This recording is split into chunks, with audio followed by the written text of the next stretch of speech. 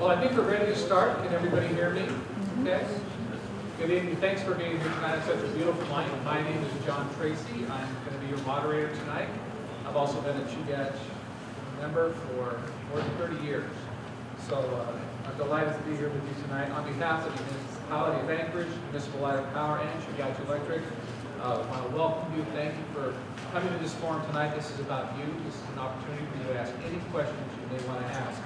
As you know, Prop 10 is on the municipal election ballot this year and asks for Anchorage voters to authorize the sale of municipal light and power to Chugach Electric. Election day is, technically, it started even today. The ballots went out. This is our first municipal election by mail. The ballots did go out today. You should receive them by the end of the week. If you don't get them by the middle of next week, make a noise, call the city, and they will make sure that you get a ballot. There are also a number of, if you don't feel comfortable mailing your ballot in, there are a dozen places you can drop your ballot off. There's all that information on the community's website, community.org. For our program tonight, I'd like to introduce our key presenters, Chugach Electric CEO Lee Bieber, Municipal Manager Bill Falsey, Mark Johnston, General Manager of MLMP, and then joining us as well, Chugach Vice President of Regulatory and External Affairs, Arthur Miller, and Chugach's Chief Financial Officer, Sherry Hires. And if these people can't answer your question, it can't be answered. They have them all. So we're going to begin tonight with presentations from Lee and Bill. After that, we're going to open the microphone to your suggestions. We will ask that you come forward here to the microphone to ask your questions. With so much interest in the topic, I would just want to state up front, we want to be respectful to each other. We want to be respectful for your time. This is a place to ask questions. It's not a place for opinions and statements and political grandstanding. So please keep that in mind. We are all here to learn, legitimately learn if you have questions. So please respect the process and each other. Now for the presentations. Bill has a few slides first, and then Lee will take over. Bill. How we got here, what was our thinking, what were we doing? So I like to begin at the beginning. What is municipal light and power? It is the city's electrical utility. And for those of you who've been around here a long time, you remember once upon a time we were the city of Anchorage surrounded by the greater Anchorage area borough. In 1975, we put the two together. We still ended up with a utility that was in the footprint of the old city. It is surrounded on three sides by Chugach Electric Association. The utility that back in 1975 and times before that was thought to be more of the rural utility. Of course, that's far less true today, given that it's the utility that serves most of the Anchorage Bowl. 9/11ths of the municipality are served either by MLMP or Chugach Electric Association. Chugach, Eagle River, Birchwood to the north is served by the Municipal Electric Association. There's a lot of different ways to tell this story. It's been talked about for probably decades about why we have two utilities serving most of the Anchorage Bowl. We can begin the story most recently in April of 2017. The Anchorage Economic Development Corporation puts together a utilities working group. They bring the hospitals, GCI, other private sector interests, and they say, take a look at this. And they conclude in a letter that gets sent to the Assembly and to the Mayor in April, two electric utilities serving the majority of our nearly 300,000 residents is resulting in inefficiencies that are causing rates to be higher than they should be. The economies of scale in the Anchorage market just don't support having two separate electric utilities. So they say, take a hard look at this. And in some ways, that conclusion mirrored one that's been talked about the rail belt generally for a long time. There are a few other places in the United States and maybe even in the world where you can find 6 utilities serving a number of people in the geography that you find on the rail belt here. And that has some real operational impacts for those who are interested in renewable energy, for instance. It is harder to spool up wind resources and spool them down when the offsetting hydropower resources are splintered off from some of the better wind resources. So that letter from the Anchorage Economic Development Corporation washes up on the shores of the Anchorage Assembly, and the Anchorage Assembly takes it seriously. And so we get this resolution in June 2017, last summer, from Assembly members Dunbar, Croft, Demboski, and Steele, that says, MLMP, Chugach, take this seriously. We urge you to explore some substantive steps to really look into merging. So that lands at the administration. At this point, we have a private sector story that says this could be better for business in Anchorage, and that there might be some general rail belt interests? Is there an inside the tent taxpayer story that is unique? And the answer to that is yes too. So beginning at the beginning, on the left here is a picture of Anchorage writ large, or size of Delaware. This is the footprint of MLP that we showed before. One policy question that you could ask is, if you are the citizen taxpayer who lives in Chugach Eagle River, or Birdwood, or Bird, Indian, Rainbow, Girdwood, most of the hillside, why are you in the utility business through your government? One answer is it's a sort of historical curiosity. The way we have reconciled it in the past is to say we will treat MLP as a real business. So we make it pay something like property taxes, even though it's not required to pay property taxes. And it'll be a business owned by a single shareholder, the municipality of Anchorage and all of its citizens and taxpayers, and they will be entitled to receive a dividend from that business. And that works pretty well sometimes. So for about 10 years, we received from MLP a dividend between $6 and $7 million, but it was turned off shortly after we showed up. It turns out that we are not the only masters of our story here. The Regulatory Commission of Alaska, who looks out ratepayers, has many powers, and they said MLP is actually doing fine now, but we're going to forbid it from paying a dividend. And it turns out that this was not the first time that they had done that. For the majority of MLP's life, the residents of Chugach, Eagle River, Birchwood, Girdwood, Bird, Hillside have not received any return on the investment that they have in MLP. Most of the time that MLP has operated, it has not paid a dividend to general government. So a sale of MLP could actually allow those folks to receive a return on their investment. That's one story. Another inside the government tent story is that MLP, since the 90s, has owned a share of an oil and gas field. And we doubled down on that recently when ConocoPhillips was selling their share of the Beluga River unit. Today, after April 2016, MLP owns 56% of that gas field. Chugach owns 10%. That has been a screaming deal for ratepayers. We have some of the cheapest gas costs in the whole rail belt, but it also comes with some risk. If anything catastrophic were to happen at that oil and gas field, the municipality could generally be on the hook. And that would be all of us, not just the MLP ratepayers potentially. So there's a lot of risk that we carry by continuing to own and operate the utility, but without dividends, not really a strong offsetting reward. So task washes up on our shores.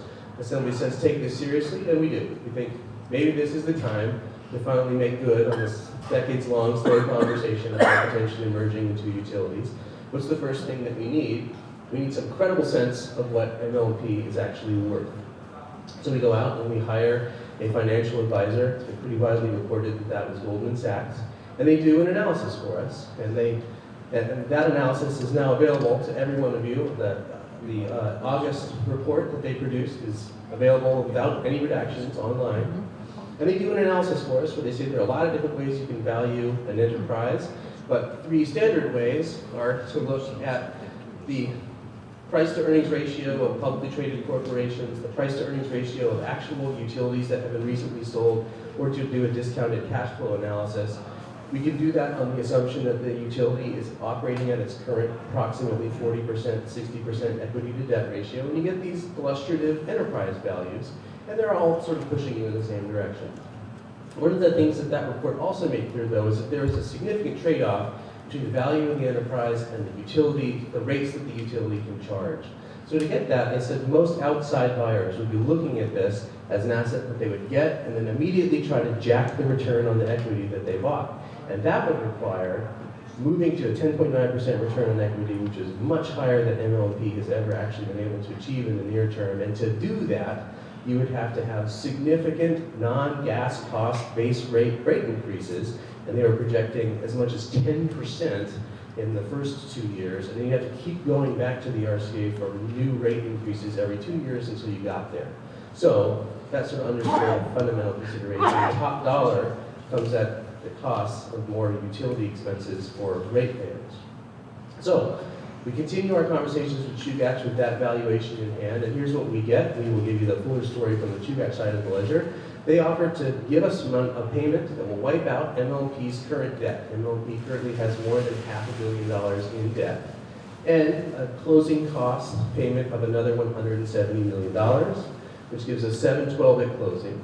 plus to pay us another 170 in annual payments over time over the next 30 years, for a total acquisition cost of 882. And that was pretty good compared to our internal valuation. It wasn't directly comparable because a lot of bidders other than Chugach would be taxable entities. And Chugach, to its credit, realizes that too.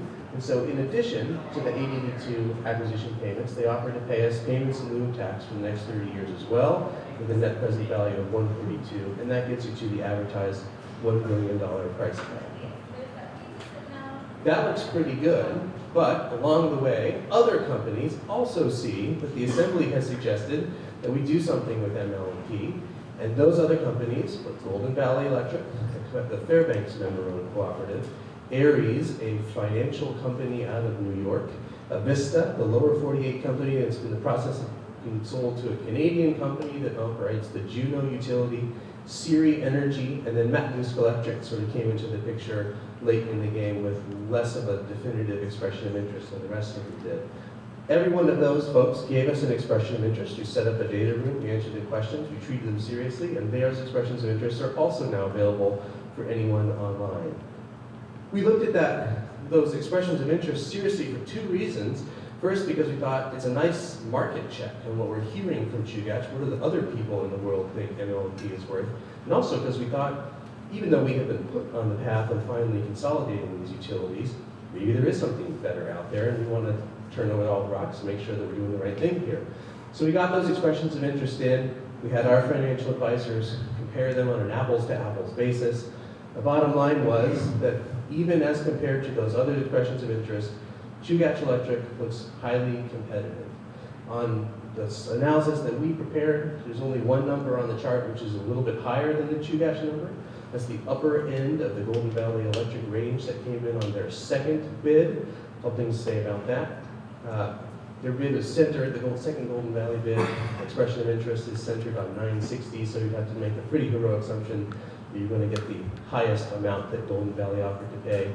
But second, there are a lot of non-monetary considerations here too. A deal with Golden Valley is going to have to contend with particular rights of first refusal that are held by Chugach Electric. It would have to be pretty carefully structured to make sure that the residents of Anchorage are not going to be subsidizing utility costs in Fairbanks, etc. And it doesn't come with nearly the same kind of benefits that the Chugach bid does. So at the end of this process, we emerged thinking that the Chugach offer looks very competitive on price, that it takes care of the Beluga River decommissioning and environmental liabilities issue because they are already with us in that business and are going to be an entity that's going to stick around. They're not a fly-by-night entity that's going to create a single-purpose LLC that could go bankrupt and leave us holding the bag 20 years down the road. That they have a story to tell which is unique about the way they can acquire this company without raising utility rates, because surrounding us on three sides, they have special synergies. They don't need two warehouses. Any other buyer would need to maintain most all of the existing MLD physical plant. That if we sell to Chugach Electric, profits that the utility makes stay in the local economy. They're not being sent out to a Toronto company or to a New York financial firm. That they can do this in a way where they manage the synergies through attrition rather than through job losses or direct layoffs. That we retain some local control. Right now, if you have a say about how MLP should be run, you can talk to your assembly members or your mayor. If we sell to a private company, you may have no access to that boardroom whatsoever. But Chugach Electric is also a member-owned cooperative. You elect the Chugach Electric board, you could run, you could be on the Chugach Electric board. And finally, it takes one of those 6 dots off the map. So we achieved that long sought after rail belt consolidation. So we pivot from all that process to December 21st, announcing that this is the way we're intending to go. We tell Chugach they need to start showing all their cards. They pivot directly from our press release to a work session where they put their offer out in the public domain. And then in January, we put Proposition 10 before the Assembly. And I'll say just one word about that, but it does take the form of a charter amendment. There are 2 reasons for that. The first is the default rules in the charter now would scramble the tax cap if you were to sell a utility. And that is because the tax cap is not composed only of taxes. It limits the total amount of municipal tax that you can levy in a year, which includes payments in lieu of taxes made by a utility. So if we took MLP out, and they currently contribute about $9 million in the tax cap calculation, you would create a $9 million hole that could be backfilled with property taxes. We do not want that to happen. Otherwise, the rules are simply that when you sell a utility, the proceeds go to retire the debt of the utility you just sold, retire other MLP debt, and squirrel all the rest of the money away in the local permanent fund, which is called the MOA trust. And those are the rules that we are playing by. The second reason that we needed a charter amendment was that there has been a long-standing provision of the charter that allows the assembly to ask for very broad discretion to sell utility to any buyer at any price, on any terms, and on any timeline. That's not what we have in mind here. We're asking the voters for a much more narrow, targeted grant of authority to let us sell to an identified buyer at an indicated price on specified terms and on a fixed timeline. And that's what you'll see when Proposition 10 washes up on your shores in the mail and you go through now. Because it is a charter amendment, we had to play by the rules applicable to charter amendments, and those have been set down in the Alaska State Constitution. The rule for issues of constitutional significance is that charters, parts of, or amendments of charters become effective if approved by a majority, so that's what we have done. And as John said, ballots are in the mail now. They will be counted starting April 3rd, and we'll hopefully know the results shortly thereafter. But that's not the end of the story. If we get the voter authorization in Proposition 10 to keep moving down the road, we will then go off and negotiate a purchase and sale agreement that will be many hundreds of pages long, perhaps. And then we'll come back for more public process. We'll have to go back to the Assembly for an additional approval with more public hearings and likely work sessions. We'll have to come back to the Chugach Electric Board, and ultimately, it has to be receive the blessing and approval of the Regulatory Commission of Alaska.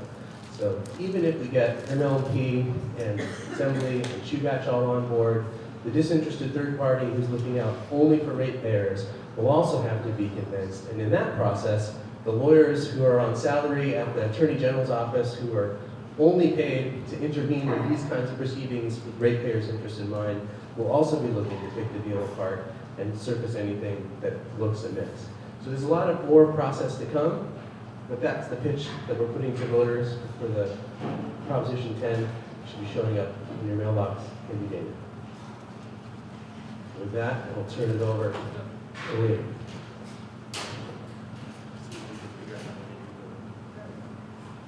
He's on the screen now.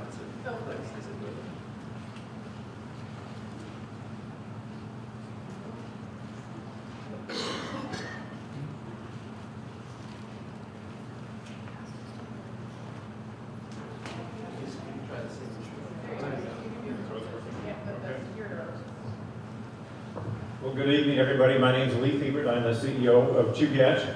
I'd like to introduce a couple board members we have. Cece Cooper and Stuart Parks. Thanks for coming. We want to tell you a little bit about the Chugach story and why we believe this is a good thing for our members. And we use three primary guiding principles when we looked at this project. We had to make sure it was good for the co-op members. And what we mean by that is we're not going to increase rates with this acquisition. We knew that the base thing we have to protect is our members, to make sure rates don't go up. Number two, we had to make sure that the employees were protected, and what we promised is no layoffs for the employees, both at Chugach and MLMP. When you go through a process like this, there's a big issue with trying to make sure the employees need and want to go to work every day. And if they feel like their jobs are going to be in jeopardy, you can imagine what productivity would be over the years with putting these two organizations together. That does not mean that we're not going to get more efficient over time. And what we have said is we will deal with right-sizing the organization through attrition. And right now, between Chugach and MLMP together, we have about 500 employees. And both organizations retire or people leave on a rate of about 4 to 5% per year. That means that we have a turnover between the two organizations of 20 to 25 people per year. We believe that over a 5 or 6 year period of time, we'll be able to right-size this organization and maintain the productivity that we need to provide the services to the members. And, you know, we're not only buying the assets of the organization, we're getting the personnel assets as well. It's the guys that climb the poles, it's the people that answer the phone for customers, and it's the people that operate the generation plants. It's the people that really make the utility. So it's very important that we keep that intact. And a lot of times I say, you know, I'm more worried about people leaving than trying to make sure we don't have too many employees. And with all the utilities in the rail belt right now, with the strong economy in the lower 48, it's getting very difficult to get qualified help in Alaska. So we feel very, very good if we can keep the employees that we've got and manage it through attrition. The other thing is we want to make sure this is good for the community. And as Bill talked about earlier, the dividend that MLMP pays to the MOA is not there. It's zero. And through this process, we can give the municipalities somewhere in the range of 14 million to 20 million per year to make and help this community. With the state fiscal situation, you know, everybody's has a hard time getting funds. People don't want to see increased taxes, so I believe this will benefit everybody in Anchorage, including Eagle River and Chugach, to maintain what we have. Make sure we have the roads plowed, make sure we have adequate fire and police. And you saw this a little earlier, but you can see that MLMP, Chugach surrounds MLMP, and it just makes sense. We have a town of less than 300,000 people, and you really don't need two utilities in a small town like this to make it work. Talk about efficiencies, and you look at, we are both vertically integrated utilities. We have generation, we have transmission, we have distribution, and we have customers. Each one of these areas, we work as individual utilities. There's people, there's processes, there's administration to make sure each one of these functions work. If we have one organization, you can make it a lot more efficient instead of having two. And that's the basic premise, is there's economies of scale of putting these two organizations together. Everybody wonders, well, why now? Why hasn't this been done before? And we have looked at combining these two organizations at least 2 times in my career. And this time I think we do have what it takes. We've got 2 willing parties that are willing to come up with a deal to make this work. The one really important thing is interest rates. We're going to be borrowing a little over $700 million, and any change in interest rates does make a big difference. Interest rates are very favorable right now. They look like they're on the incline, so what we need to do is act now before interest rates go up. The industry is also changing. We're looking at, going back 10 years ago, our average consumers were using about 700 kilowatt hours per month. Today it's less than 600. So it's a significant drop because people are doing more efficient more efficient light bulbs, more efficient heating. All that stuff is reducing the usage on the individual consumer. The other thing is on new technologies, people are looking at more with, not wind power, but what am I looking at? Yeah, solar. Geez, been a long day, I guess. Solar power and the sun like us brings that out. But people are starting to look at solar power, and we are seeing more and more different technologies come into play. All of these things are expensive for a small utility to undertake. Right now, we're looking at a community solar project, but to do the R&D, to bring this before the commission, to get it out in the community is all very expensive. So if we can do this one time rather than twice, it makes it much better for the ultimate consumer. This is the deal. It's a $1 billion deal. And the upfront payments and the payment in lieu of taxes are currently being paid by MLMP ratepayers. After the transaction, they will still be paying the same amount.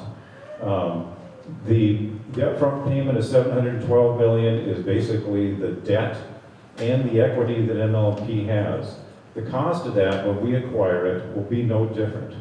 Actually, the weighted average cost of capital, which is both your borrowing and your equity cost, together are actually cheaper at Chugach than they are at MLMP. Very close. So there would be no increase for borrowing the money. The payment in lieu of taxes, the current MLMP ratepayers are paying that. We've agreed to pay it for 30 years. Again, no difference in rates. The last item, the 170 million, is additional money that Chugach will put out. And I'll show you in a minute how we pay for that. The savings of putting these two organizations together, that's reducing the duplication and more efficiency with two organizations, over 30 to 40 years will save us between $300 and $400 million. So what we do is we make payments over 30 years to the municipality. 170 million goes to the municipality. The rest goes to ratepayer pockets to reduce rates. So what we've done is basically split the savings. So some can go to the municipality to reduce taxes, and some can go to ratepayers to reduce rates.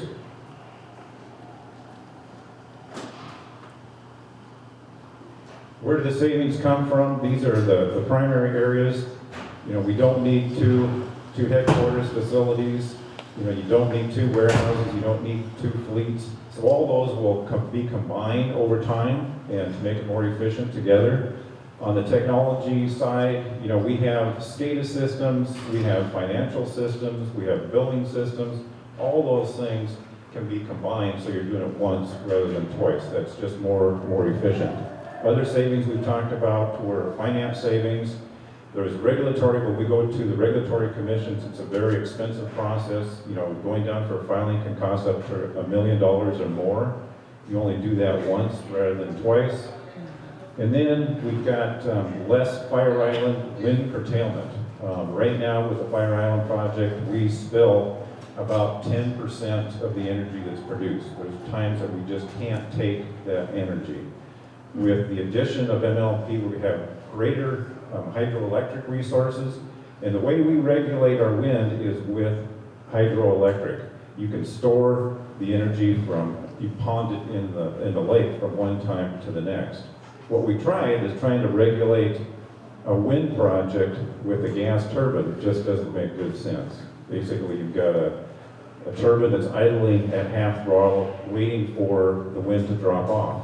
You're not making any savings at that point. So what we do is regulate it with our hydroelectric resources. With the combined utility, we have more hydroelectric resources and better ability to manage that. We also will have additional fuel savings with the two utilities together. You're going to have the dispatchers in one room. You're going to be operating the system a lot more efficiently, so you will save fuel in the long run. This really builds on a number of things that NLP and Chugach have been working on over a number of years. Here's some of the items. The Blue River unit, when we bought the gas field here a couple of years ago, that is provided substantial savings to MLMP over the last 30 years, and it's providing benefits to both of us today. We manage that we have people that manage that process, so does MLMP. Again, when you're dealing with one utility, we only have to do that once. And these are consultants. It's easy. It'll be an easy process to do. The South Central Power Project, we built that project jointly. That's 70% with Chugach and 30% with MLMP. Again, we can operate more efficiently building things together. We do a number of other projects with the Klutna, with Bradley Lake. We're always at the meetings together, and you don't need two CEOs there. One CEO can be there. So it's just looking at the economies, the efficiencies all the way around.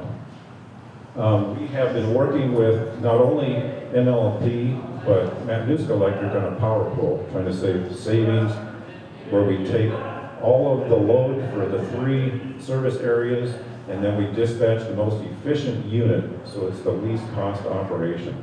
And those are the things that will actually become a lot easier, I think, when we're one organization, or you'll guarantee that you'll get those savings. This is, in our opinion, the right fit for Anchorage, and we're not just selling. MLP is not being sold to an outside entity. It's being sold to the community. We're here in Anchorage. We all have a say-so in how this organization will be run. and the money stays in Anchorage, it stays in the pockets of consumers. So if you're gonna have less taxes, you're gonna have less rates, so combined, it's really, in our opinion, a very good deal for our ratepayers and for everybody in Anchorage. So I guess the bottom line is we can finance this. Chugach is an A-rated organization by both Standard & Poor's and Fitch. That means that we have good credit rating. And so we have been in the market for about 25 years.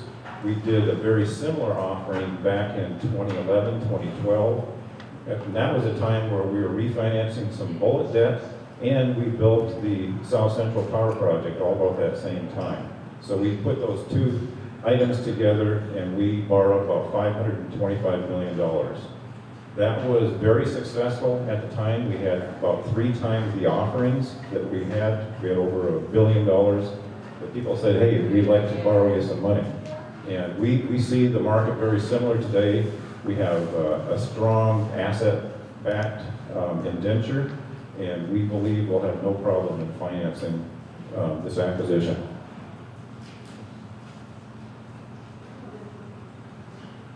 We've been making the road show in town quite a bit, and we've been lucky with the Anchorage Chamber of Commerce. Their board of directors, endorsed Proposition 10. We received the same thing from Anchorage Economic Development Corporation and REAP, the Renewable Energy Alaska Project. So all 3 of these boards of directors, we've made presentations, we've gone through the numbers with them, and as community leaders, they are in support. So that's been good, and we'll continue to work with all these entities to make sure this is a good deal going forward. With that, we urge, we believe this is a great deal for consumers. We believe this is a good deal for everybody in Anchorage, and these are just some of the benefits, lower long-term electric rates, property tax relief. We are a member-owned cooperative. And with that, I'd like to open it up for, maybe turn it back over to John and open it up for questions. Excellent. You can keep that microphone. So before we begin the questions, I just wanted to point out that over on the table over here, if you haven't received an information brochure, there are some good questions and answers in this brochure as well. So if you missed any parts of the presentation, this is pretty good. And also, as we mentioned, information is available on the website.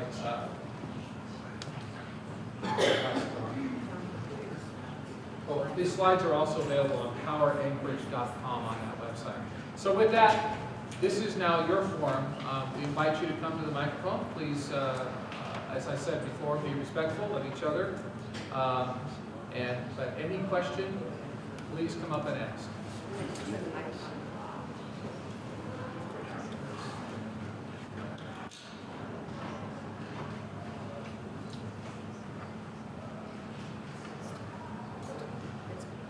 Test. And maybe if you could, as you can introduce yourself as you come up. Hi, my name is David Levy, and I have 2 questions. First question is, what, if anything, have we learned about the process from the last time that we saw utility, which was the Commercial utility? What kind of lessons do we learn in this process? And then the second question is, what are the strategies that both employees have and the city has if this does not pass? Thank you. Thank you for the question. I think we can take a stab at that. So the Anchorage telephone utility, folks in this room probably remember, was a 3-try process. I think it went to voters in, I want to say 89, 90-ish, and then did one back in 1998. I think one of the things that we learned there was that it was a significant ask to ask voters to give this all over to the assembly. So the way the ATU sale process ultimately worked was that the assembly asked voters, let us sell to through some kind of competitive process that we will set up. We will pick the criteria, we will pick the relative weight of all of those criteria, and we'll sell it to the highest responsive bidder. And that was a hard sell for people, and it took almost 10 years to get people on board with that kind of concept. I think what we have learned from that is that it is an easier thing, or we hope that it is an easier thing, to go to voters with a much more defined sale in mind, so that you can say, we're not asking you to just trust us that we're going to pick a process that's going to produce a good result. We already know what the result of the process is going to be. Tell us if this is where you want us to go. On the second question, what happens if the voters say no? One answer is we'll be back in the status quo. The status quo is not terrible in the sense that MLP is a fine utility. It's doing well, but there's a significant opportunity cost there. We will continue to receive the payments in lieu of tax from MLP and some intergovernmental charges, but most of the residents of Anchorage will still get a $0 dividend off of MLP, and their employee relations department, legal department, mayor, assembly will be spending a lot of time on looking at MLP kind of issues. I suspect that it means that if it fails this time, this will continue to be a conversation in the air, and 5 years from now or 10 years from now, we'll be doing it all over again. Maybe interest rates will have so moved by then that it'll be off the table again for a while, and we'll just have to wait for everything that is old to become new again. But I don't know that there is a great answer to that, other than we hope that we have the authorization to bring it to conclusion now. And I might add on to that. I think, from a strategy perspective, we certainly hope this goes forward. We feel this is the best for the membership. Obviously, if it doesn't go forward, we'll look at other alternatives. And as you can see earlier, Chugach and MLP have been working together on a number of issues for a number of years, and we'll continue to do that.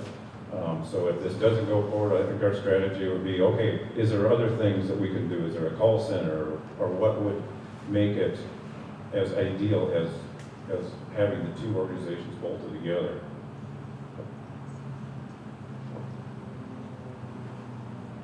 Good evening, I'm Donna Danielson, Chugach member. Last week I went to the Lusac Library to listen. Nice that you shortened the presentation. So we have our kind of fun. Three questions I think that come up off of my mind. First of all, you talked about there will be no layoffs. So me, as a boots on the ground worker, take that we're going to have Mr. Thayer and his cohort from MLP co-managing potential new Chugach utility if MLP were to be sold to you. Secondly, having also been an old Alaska Public Utilities Commission worker back in the 80s, and now they're the Regulatory Commission, they don't move fast. So how are you going to guarantee that on the presumption the voters say yes to this and this process continues to move forward, that you're going to be able to get this entire process with a new rate structure and all that entails to go and get passed by the Regulatory Commission and get their blessing on all of this done by the end of this year? The second part of that question is, if they say no, this is not a good deal for the citizens of Anchorage, does it stop the process and go back to sort of one like we are now? And then lastly, last week in the lengthier presentation, there was a comment by somebody about if not enough money is brought to the table at closing of this deal, if it passes, that somebody would have to come up with more money. And I'm assuming the somebody is Chugach Electric. I took that to be equating to like buying a house. If it doesn't meet the appraisal process, somebody's got to come up with more money or somebody's got to come up with less money. Okay, those are all great questions. I guess number one, if I can, I'll try to remember them all. But the first one was, from a no layoff process, is there going to be two co-managers? And there won't be two co-managers, but I can promise you that this guy over here has got a lot of talents, and we will use them in our organization as best we can. We go through, I think in our senior management ranks, we probably have 2 or 3 that will retire here in the next 3 or 4 years. So we don't think it's going to be a problem in getting the right talents in the right places. That's the first thing. Then the regulatory process, and you've worked there, so you know it does take a long time. This will probably take us 120 days to get the definitive agreements put together after the vote. Then we'll have to have it approved by the Chugach Board of Directors. It will have to be approved by the municipality of Anchorage. All that will take a little bit of time. Then we have to submit this to the Regulatory Commission of Alaska, and it goes through a long hearing process, and it's about 6 months. So I think if everything worked perfectly, you could be looking at, a transfer or closing of this agreement a year from now. It could be into, say, September of this year, or in 2019. So it will take some time. If everything goes perfectly, probably be a year from now, but probably maybe a couple months longer than that. On your last question, if the appraised value of the municipality is not what it should be, how is the difference made up? When we've put our offer together based on everything that's submitted to the Regulatory Commission of Alaska, publicly available data, and we believe the value is there. Obviously, we will have to have a full appraisal by a third party. And that's part of the due diligence process that you go through after and before you close. And so if the value is slightly different, then we have to negotiate with the municipality what that difference would be. No difference that if you buy a house, you agree on a sale price, but then you do an inspection and you find out, oh, it needs a new hot water heater or it needs a new roof. Those are things that would be adjusted and negotiated in the process. So I hope I answered your question. Okay, thank you. Please come up to the microphone. I have a lot of voice. I just wanted to get Landfield with Chugach member. On that note, has the Regulatory Commission weighed in on this matter at all or said anything about it? The Regulatory Commission hasn't weighed in, so they won't weigh in until we actually make a filing. And so they don't announce anything ahead of time because of the due process. Other questions? My name is Margot Russ. I'm a Chugach member. I apologize, I'm an accountant. I trained 45 years as a professional accountant. Okay, here we go. I know what to get this. Let me get my notes. Is this a test? Now I gave up teaching, but reasons, yes. My question is, and I'm making some assumptions here, I've only lived in Alaska about 9 years now. Matter of fact, I was working with my employer.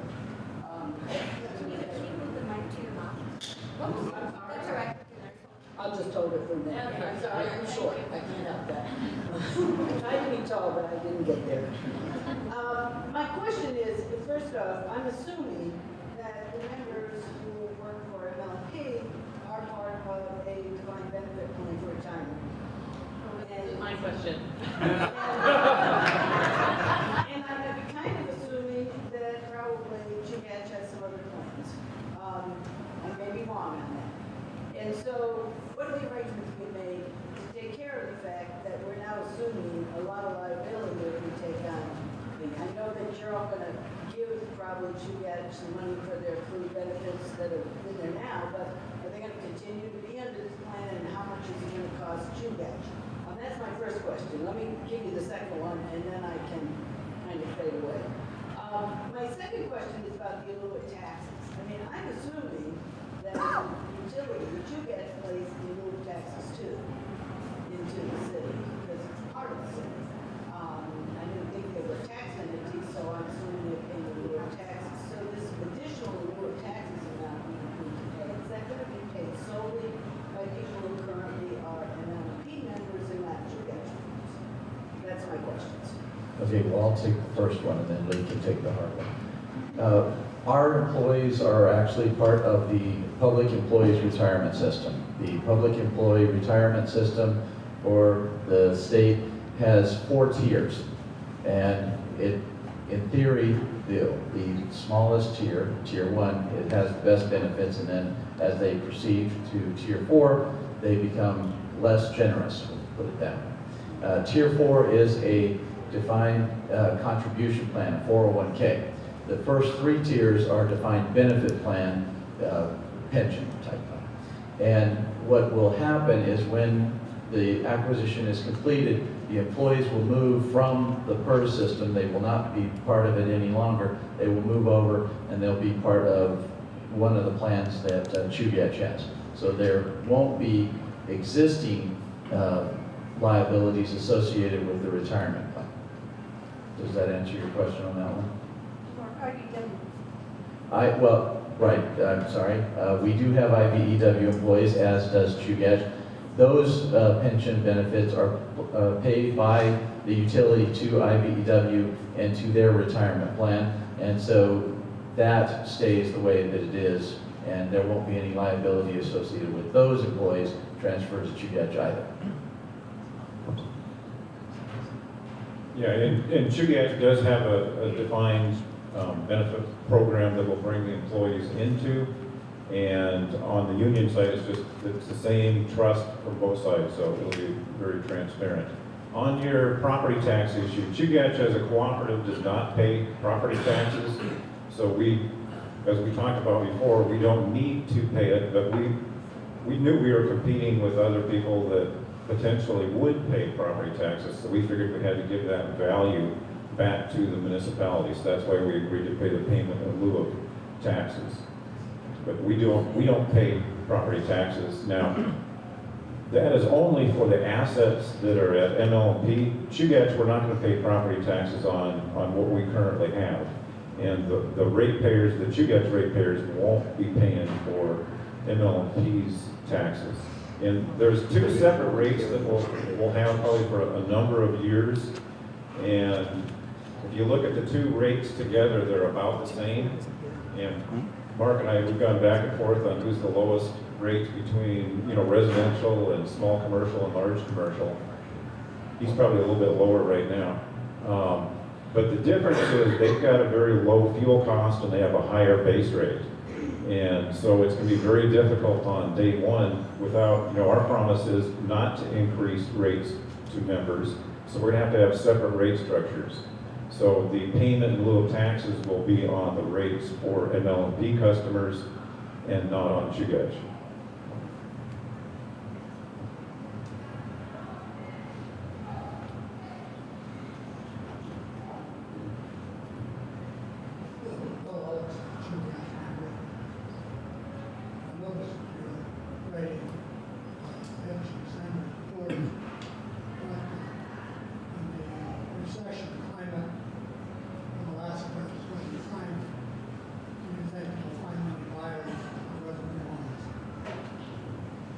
Yeah, we don't see any problem and Sherry, maybe you can address the process and what you go through to get these bonds sold in the market. Sure, but is that was it a question for Bill or for Chugach? Okay. The process that we go through is we expect to finance using our historical funding sources, and those include our co-op lenders and also the capital markets.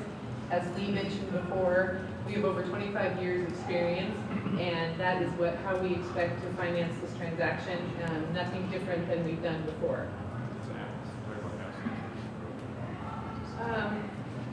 Well, we've never issued revenue bonds. We have an asset-backed indenture, and that is how we issue debt is under our current indenture.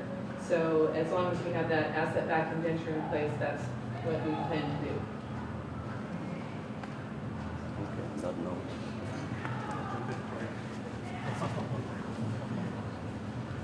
Try to avoid speaking at these events because I've already had two bites at the apple, but Arthur made a comment at the very beginning about advisors.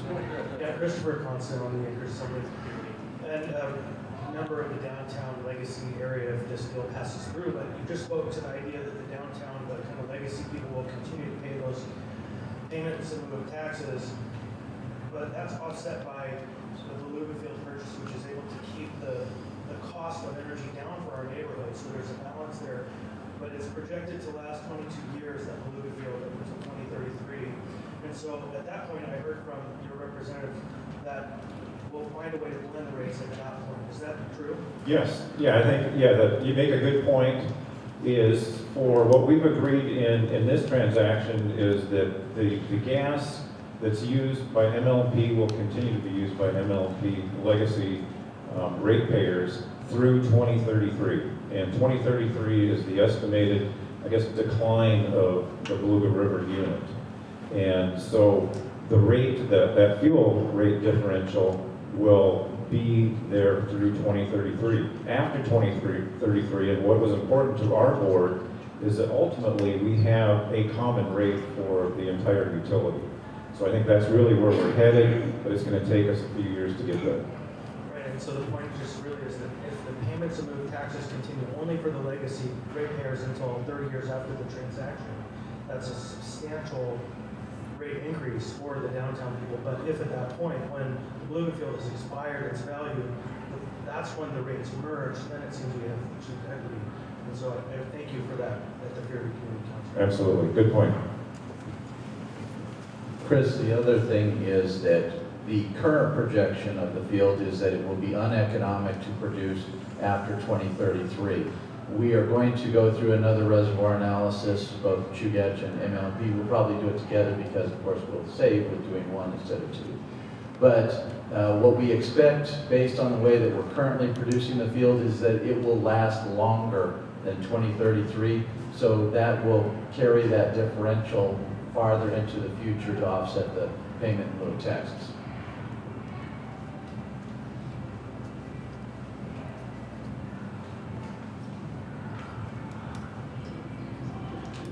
Hello.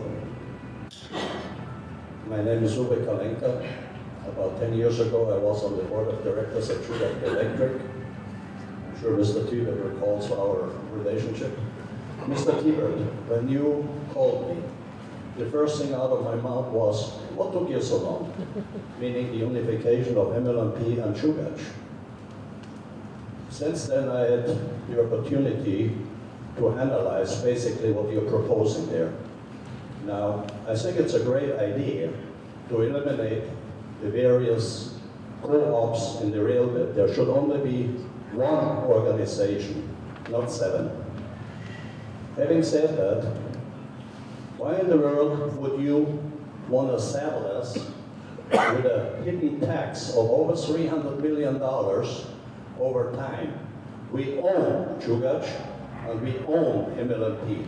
So why in the world would we sell something to ourselves and saddle us with $314 million over time at 5% interest? The interest alone is killing us. Can you please answer that? I can, and it's not an additional 340. It's the only new money is the 170. So right now you've got the debt, and we go back to that kind of pie chart. There's $712 million that we're going to make in a lump sum payment on closing, and that's for the debt and the equity of MLP. Then the 170 payment, the additional payments that we're making, is basically a split the savings. There's more savings in putting these two utilities together than the payments that go back to the municipality. And the reason I do that is because it saves us money at the end of the day. If I can spend $1 and get $2 back, that's what I'm going to do. Well, Mr. Tibet, what I heard here is trust us. You're making promises. I cannot hold promises in my hand. And you know, trust is usually given freely by the public. But once it's lost, you never can recuperate it from it. And from my perspective, this deal is not trustworthy. Thank you. Any more questions? I'll say one more thing as the next gentleman is coming to the microphone. That question actually reminded me of a question we got at a chamber event where someone said, if Anchorage is on both sides of this transaction, which it is, why give any equity value at all to MLP? Why not just hand it to Chugach for just the outstanding debt? And that actually is an interesting question because it sort of crystallizes some of the policy considerations which are going on here. One answer is that current MLP is owned by people who are in part not Chugach members. So Chugach, Eagle River, and Birchwood would scream bloody murder if we gave away MLP for only the debt that MLP currently has. So there has to be some fair consideration given to the municipality for their share of the municipal light and power too. In other words, if you were to give away MLP solely for the debt that it has and not for any of its actual value, it's equivalent to taking the entire equity value of MLP and using it just to subsidize utility rates. Maybe that's the highest and best use of government funds, but maybe not. So one answer is that we just couldn't do it because there were other people involved in this transaction, all of North Anchorage. The other is because there are competing considerations. Maybe you don't want to say the entire equity value of MLP should be best used to subsidize utility rates. Maybe some of that goes to police, fire, parks, and roads, or maybe some of that just goes to property tax rate.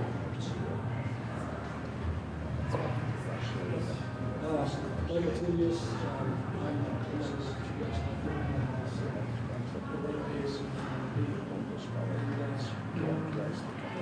Can you just talk a little bit louder? Just speak closer to the There you go. You get the shirt right in your mouth. Chugach member, and also we run into the MLB and Chugach. I look at it as a great deal. I, as the city, owned MLB, and essentially selling it to Chugach, Chugach likes it too, so it's the municipality people, the MLB people are now going to be members of Chugach Electric as a coast. This is all set and transferred. So it's not like we're giving up the utility, we're coming up with money for the trust fund and everything else. I've watched over, also I used to work for Chugach Electric for 30-some years, and watched over the years the great expenses trying competing utilities, also boundary settlements,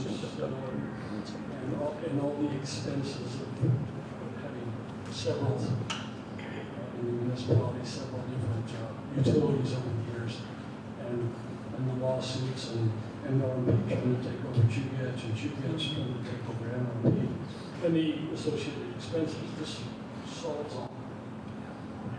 This solves all the problems. But I look at it as Chugach Electric, I'm a member, MLP, I'm paying rates to, and also conceptually own the utility as a municipal resident. And once this is all said and done, if it goes to Chugach, which I support 100%, if MEA or Golden Valley or somebody else was involved, I'd definitely probably vote no. But with Chugach and MLP combining, it makes perfect sense, and I support it 100%. Well, thank you for that comment. I think that underscores what is somewhat unique about this proposition that's going to voters. You could have any number of kind of utility sales in general, but this is the only one where for the vast majority of Anchorage residents, the question on the ballot is, do you, as citizen, taxpayer, resident of Anchorage, wish to sell this utility to yourself as current or future co-op member of Chugach Electric?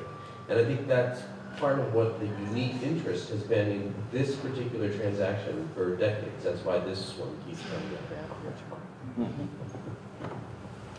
Do we have any more questions? Liz Vasquez, Chugach ratepayer, served on the board of directors of Chugach Electric for 6 years, was treasurer and chair. I have several questions. I did some quick math. The payments in lieu of taxes, as explained by the panel, will be $150 million over the next 30 years. Did some quick calculations, $5.1 million per year going to the city, but only coming out of the MLNP ratepayers. Is that correct? That's close to correct. The payment in lieu of taxes has an estimated net present value of 142. The way that's calculated is at just under $9 million each year for the next 30 years, discounted back at 5%. That is going to be paid for by the legacy MLNP customers, just as if the sale doesn't happen. The MLNP customers are paying that USA payment in lieu of tax today. They will pay it tomorrow, but it will eventually turn off. And as I understand it from the explanation tonight, the MLMP ratepayers will also benefit from having lower fuel rates because they own, MLMP owns the gas, but not Chugach ratepayers, right? Well, that's not quite true. So it is true that MLP owns the majority of the Balula River unit. So they have a lot of cheap gas available to them. We have agreed that they will not lose that benefit for the projected life of the field at its current capital investment. But Chugach ratepayers will also be able to tag on to that benefit, partly because they are current 10% owners, but also because the utility as a whole will be making new capital investments in that field that should keep it alive for longer. I don't know if Lee wants to add anything to that. Well, I think we still own, you know, our portion of the field that we purchased, and we'll keep that as a benefit. The other part of our deal is if there's more gas than it's available to serve the MLMP customers, then Chugach will get whatever is additional. And as Mark talked about earlier, we're going to try to be making investments in the field to make sure we get a better production for a longer period of time. So we will definitely have a long-term benefit that will go to all ratepayers. But the bottom line is, Chugach ratepayers will not really have an additional benefit from this purchase.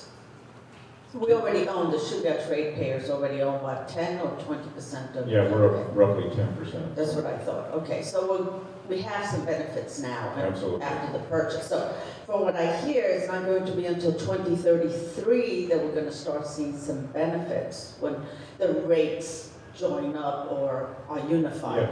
Yeah, definitely in 2033. Before that, there could be a time where if there is additional gas produced and we meet all of MLMP native load customers first, it'll be available to Chugach. But that's an unknown at this point. Is there somewhere, and I was trying to research, the debt service per year, that there's a lot of debt that's going to be taken on right off the bat, $712 million by Chugach. And I believe it has close to $500 million in debt right now. Is that correct? That's correct. So Chugach will be in debt over $1 billion easily, probably 1.2 billion it looks like, pretty quickly. My concern is how that debt is going to serve. And I know you talk about savings through attrition and joint management, etc. But it really relies a lot of there's a heavy-duty reliance on what management is going to do, and the numbers don't look as good. Well, I'm sorry. No, that's okay. But I think, you know, what we're looking at is there's two organizations. You know, Chugach has 530 million of debt. MLP has 525 million in debt. They have 170 today, and they have 170 million in equity that they get a return on. So really, when you put the two utilities together, there's no additional debt other than we are borrowing for that 170 million that's equity today. But we pay less in interest than it costs them for their return on that equity. They're asking for, right now in front of the Regulatory Commission of Alaska, they're asking for a 13% rate of return. Whereas we, in our analysis right now, we're looking at 5% for borrowing costs. So there's no real additional debt. Yeah, go ahead. So, great question. So yes, that is a lot of debt on Chugach's balance sheet, absolutely. From a ratepayer's perspective, what Lee was saying is that we're just assuming or paying off their debt. And one of the last things you said kind of triggered me is that Chugach management is going to have to manage that, and absolutely. And I would like to point out that our actions speak louder than our words, and we have had to manage, say, an equity ratio in the past. Our equity ratio dropped from 35% to 23% when we financed SPP, and just in 6 years, we brought that equity ratio back up to almost 30%. And we've also managed events. As you know, being on the Chugach Board of Directors, we managed financing bullet debt, building a new power plant, losing 2 wholesale customers, going through 3 general rate cases in a row. And our lenders, our rating agencies have seen how our management has reacted to that and managed all those events, managed our ratios, and we have no reason to believe that we can't do it again. A question, the next question for the city. I understand that MLMP has $200 million in cash right now, but about 144 million is dedicated to for different reasons, but that remains, you have left over about $56 million in cash that's not dedicated. What's going to happen with that cash? Well, first of all, we're going to pay off the current liabilities, so the accounts payable, the payroll, some of the other things. Once that happens, whatever is left over would stay with the city. But my understanding is 144 is dedicated for what's payable, but the 56 million is just there and not, it doesn't need to be paid out for any particular reason. No, about the 144 is restricted uses. So for bond payments, for the asset retirement obligation associated with the Beluga Field, for monies that are due to our customers as a result of owning the field. There are two funds, a deferred regulatory gas liability fund and a future gas purchases fund. All of those are going to stay there. It's not like you can use it for anything other than what they are restricted for. The remaining money would be used to pay off current liabilities, and once those current liabilities are paid off, whatever is left over, and that could be $10 million, it could be $2 million, that would stay with the city. I have an additional question. Lump sum payment upfront by Chugach, 712 million. The breakdown is 524 million to pay off the debt of MLMP.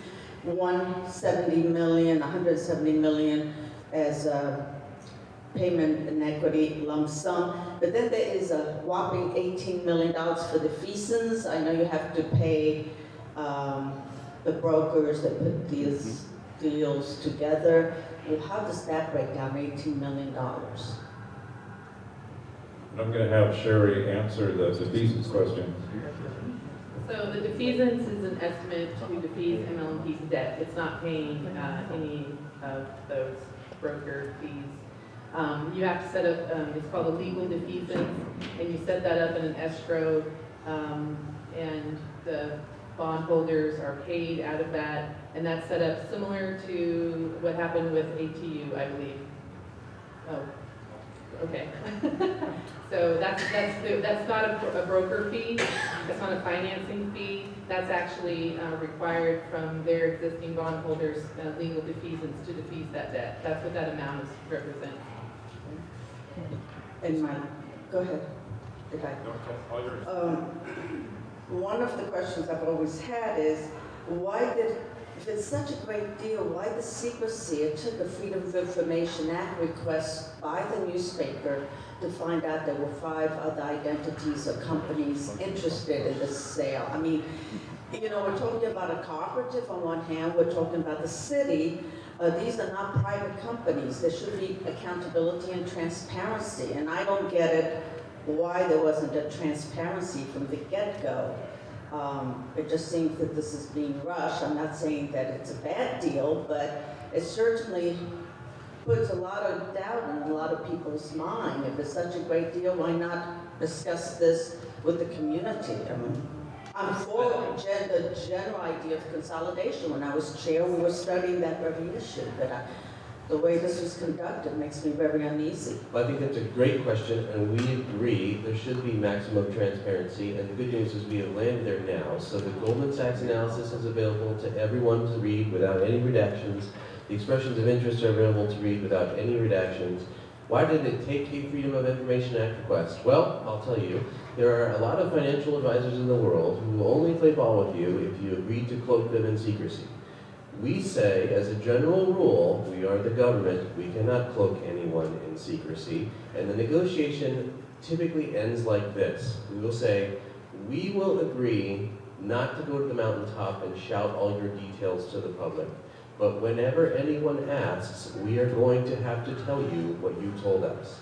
It's not a comfortable public policy position to take, but we justified it on the grounds that we believed it gave us more information as a municipality and as a community than we otherwise would have got if we did not agree to enter into those non-disclosure agreements. Now, you can disagree with that. Charles Wolforth says I made the wrong call in his article. Maybe he's right. I don't know. I think you can see it both ways. I think we got more information through the expressions of interest and through our financial advisor than we otherwise would have if we had not papered it up that way. What I will say is I am much more comfortable today than I was 2 months ago because it is all out in the public. You can now retrace every step of our work. So the process begins with an open letter. It goes to an open assembly resolution in July. We off to the graces with negotiation. We emerge out of that negotiated process in December. We turn all the cards face up. And in short order, we do get the rest of the information out. It is all out there now. That's the best I can offer you. But I think it's a defensible position. And I think maybe just to add to that, this process from Chugach's perspective, this came out, the assembly asked us to go take a look, work with MLMP and see what we could do to merge these two utilities.